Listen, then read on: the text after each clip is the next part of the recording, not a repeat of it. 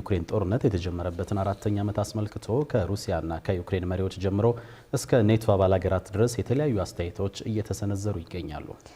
የዩክሬኑ ፕሬዝዳንት ጦርነቱን በማስቆም ሰላም እንዲወርድ ማድረግ ያለብንን ነገር ሁሉ እናደርጋለን ሲሉ ፕሬዝዳንት ፑቲን ደግሞ ለሀገራቸው የተዋደቁ ጀግኖችን ለማክበር ባሰናዱት ዝግጅት ላይ ሩሲያ የኒውክሌር ጦር መሳሪያ አቅሟን እንደምታጠናክር ጠቁመዋል። 5ኛ ዓመቱን ነገ አንድ ብሎ የሚጀምረው የዩክሬን ጦርነትን ለማስቆም በፕሬዝዳንት ትራምፕ የተጀመሩት ጥረቶች እስካሁን ፍሬ ባያፈሩም ጦርነቱን ለማስቆም ግን እንደ ብቸኛ መፍትሄ እየተቆጠረም ይገኛል።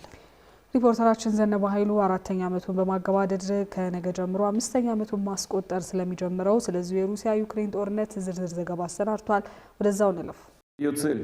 ልዩ የሆነ ወታደራዊ ተልዕኮ እንዲወሰድ አዝዣለሁ። ዋና ዓላማውም ላለፉት 8 ዓመታት በኪየቭ አስተዳደር ሲናቁና በዘር ማጥፋት ስጋት ውስጥ የወደቁ ዜጎቻችንን ማዳን ነው። ለዚህም ሲባል የዩክሬን ወታደሮች ከነዚህ አካባቢዎች ለቀው የሚወጡበትና አካባቢዎቹ ከወታደራዊ እንቅስቃሴ ውጭ እንዲሆኑ ይደረጋል። የሩሲያ ዜጎችን ጨምሮ በሲቪሎች ላይ ወንጀል የፈጸሙትን ለፍትህ እናቀርባለን።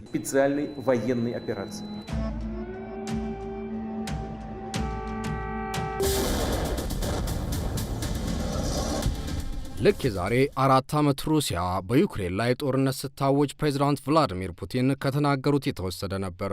በእርግጥ ጦርነቱ ሲጀመር ይህንን ያህል ዓመታት ይወስዳል፣ ከ2 ሚሊዮን በላይ ሰዎችም ሙትና ቁስለኛ አድርጎ ወደ 5ኛ ዓመቱ ይገባል ብሎ ይገምታል ለማለት አያስደፍርም።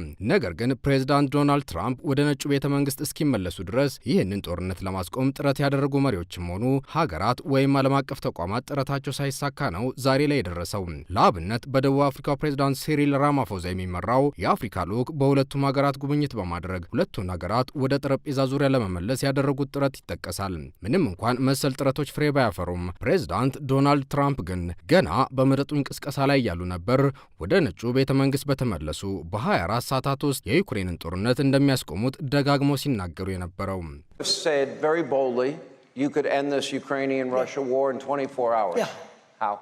So I know Zelensky very well because he was very honorable with the fake phone call, impeachment hoax #1. And as you know, I get along very well with Putin.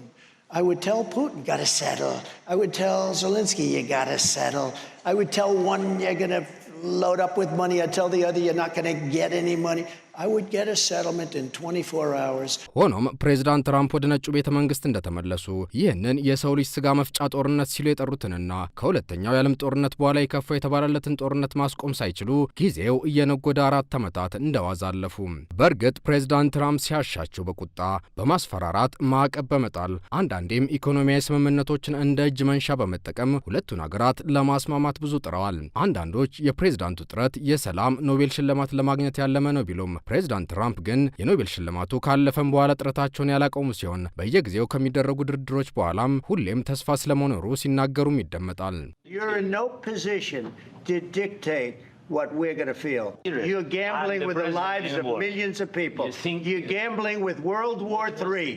You're gambling with World War III. We had very long and very good talks. And again, I think things are going along pretty well. 27,000 soldiers were killed last month. It shouldn't happen. ይህንን የዩክሬንን ጦርነት 4ኛ ዓመት አስመልክቶ ንግግር ያደረጉት የዩክሬኑ ፕሬዝዳንት ቮሎዲሚር ዜሌንስኪ ሀገራቸው 4 ዓመታትን ያስቆጠረውን ጦርነት ለመቋጨትና ሰላም ለማውረድ ሁሉንም አይነት ነገር ለማከናወን ዝግጁ ናት ብለዋል። ፕሬዝዳንቱ አያይዘውም ሩሲያ ዩክሬንን ከወረረች 4 ዓመታት ቢቆጠሩም ፕሬዝዳንት ፑቲን እቅዳቸውን ማሳካት አለመቻላቸውን በመጠቆም በጦርነቱ ዩክሬን አሸናፊ ስለመሆኗ መናገራቸው ብዙዎችን አስገርሟል። I still have energy. It can't be any other way. We don't know how this war will end, but for now we are not losing, and this is important. በዚህ ቃለ መጠይቅ ዜሌንስኪ በ4 ዓመታት ጦርነት 55,000 ወታደሮቻቸው መሞታቸውን ቢናገሩም ቢቢሲ ግን በዚህ 4 ዓመታት ጦርነት የረገፉ የዩክሬን ወታደሮች ቁጥር ከ200,000 እንደሚሻገር ነው ያመላከተው። ቴሌቪዥን ጣቢያው በ4 ዓመታቱ የዩክሬን ጦርነት በሩሲያ በኩልም እንዲሁ ከ180,000 በላይ ወታደሮች መሞታቸውን ማረጋገጡን ጠቁሟል። ታዲያ ምንም እንኳን የሟቾች ቁጥር ቢለያይም በ4 ዓመታት ጦርነት በአጠቃላይ ከ2 ሚሊዮን በላይ ሰዎች በሁለቱም ሀገራት በኩል መሞታቸውና መቁሰላቸው ነው በስፋት እየተነገረ የሚገኘው። የሩሲያው ፕሬዝዳንት ቭላዲሚር ፑቲን በበኩላቸው በአባት ሀገር ሩሲያ ዘቦች ቀን በዩክሬን ጦርነት እየተዋደቁ ላሉ ወታደሮች በቤተ መንግስታቸው የክብር ሽልማት በመስጠት ነበር ዕለቱን ያሰቡት።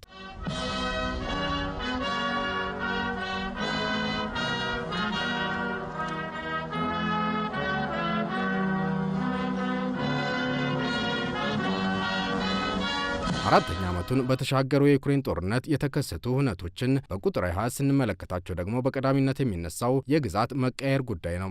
ባለፉት 4 ዓመታት በተካሄደው ውጊያ ሩሲያ የዩክሬንን 26 በመቶ ግዛቶች ጠቅላላ መውሰዷ የሚነገር ሲሆን ይህም የዩክሬንን 116000 ስኩዌር ኪሎ ሜትር ያህል እንደማለት ነው። ዩክሬን ጦርነቱ ከመጀመሩ በፊት ከነበራት 42 ሚሊዮን ሕዝብ መካከል ሩብ የሚሆነውን ወይም 10 ሚሊዮን የሚሆነውን ሕዝቧን ማጣቷ ነው የተነገረው። 5 ሚሊዮን የሚሆኑት ዩክሬናውያን በሩሲያ ቁጥጥር ስር በገቡ ግዛቶች ውስጥ እየኖሩ የሚገኙ ሲሆን 6 ሚሊዮን የሚጠጉት ደግሞ ሀገር ለቀው መሰደዳቸው ተመላክቷል። ከዚህ በተጨማሪ ዩክሬን ከ19000 በላይ ሕጻናት በሩሲያ ኃይሎች ተጠልፈው ወደ ሩሲያ መወሰዳቸውን የምትገልጽ ሲሆን እስካሁን ወደ ሀገራቸው የተመለሱት ልጆች ቁጥርም 1238 ብቻ መሆናቸውን ትገልጻለች።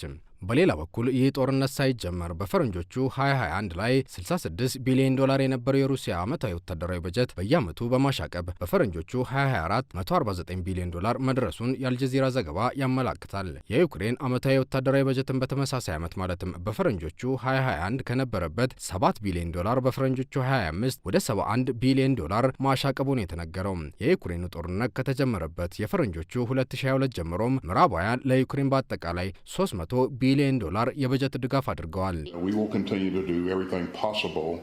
to ensure that you're successful. In terms of Russia's war aims, Russia has already failed, and Ukraine has already succeeded. Yesterday, we agreed at short notice to participate in another package here in Germany. I was in contact with Mark Rutte, the NATO Secretary General, yesterday, and we agreed to participate in a further package worth at least $150 million.